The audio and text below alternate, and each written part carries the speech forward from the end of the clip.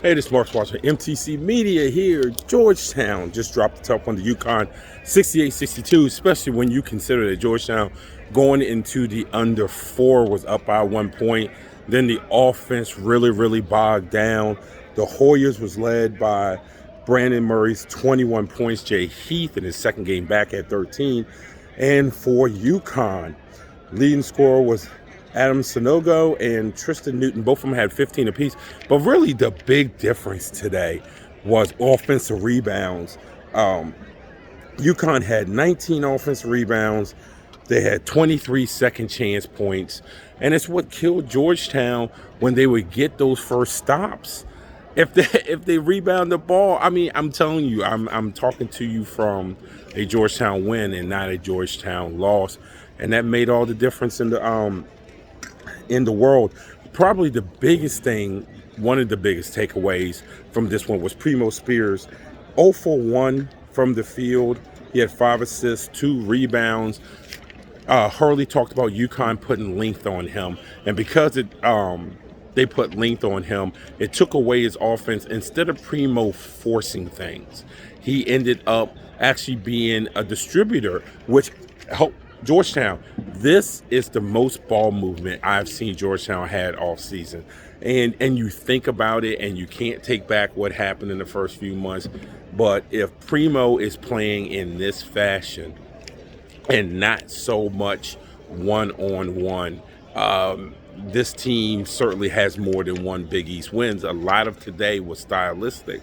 Also, a pretty good job out of Q. 10.6 rebounds, but he did a good job on Sanogo, even though Sanogo had 15 points and 6 rebounds, and that's a wash. And when you take one of UConn's best players, if not their best players, and you make it a wash, you stay in this game, and it's why Georgetown stayed in the game.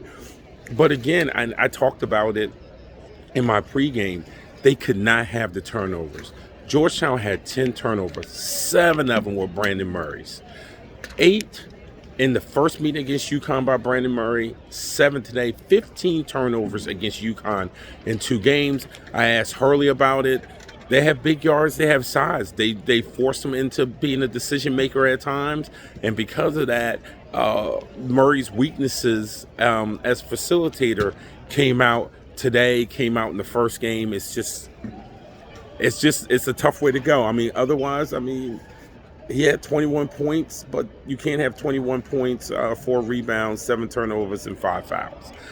One of the other points of contention in this game that Hurley made sure he brought up was he didn't like the free throw attempts.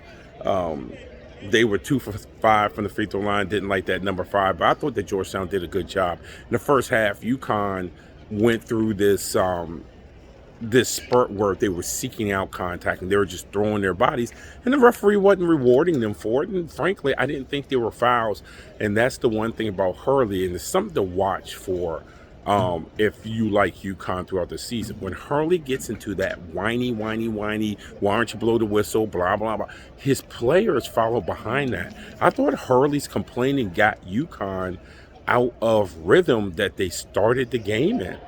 And so that's something to keep an eye on. Obviously, the biggest shot of the game came from Alex Caravan, the freshman. Hits a big 3 after Georgetown gets a stop. It was a second shot chance again. It gets kicked out. He hits the 3, gives UConn the lead, and UConn never turn back. Now, Caravan he's a freshman. He's 3 for 7 from the 3-point line today. Had 11 points, but probably made the biggest shot of the game. For Georgetown, when you only have one conference win and you've played as hard as you've played in the last few games and had the opportunities that you've had in the last few games, it's just tough to keep losing games like this time and time again. But I will say this, you would rather lose a game like this where you look like you know what you're doing than lose some of the games earlier in the year when they didn't look like they knew what the hell they were doing. The other kudos I have to give is the crowd here. The crowd was terrific here today. Now, you can say a lot of that is because of UConn. You heard the Let's Go Huskies chant. It made you think that you were in stores. But I also thought that the players fed off of all the energy in the building. And it just makes you wonder, if you can get a team in here that is good, what this building and what this program could be. Well, I'm wrapping it up here. UConn 68, Georgetown 62. You're going to catch me not too long from now heading over to AU Colgate as the Eagles will take on the first place Colgate Raiders. Colgate has not lost a game in the Patriot League yet, so it should be a good one. See you soon.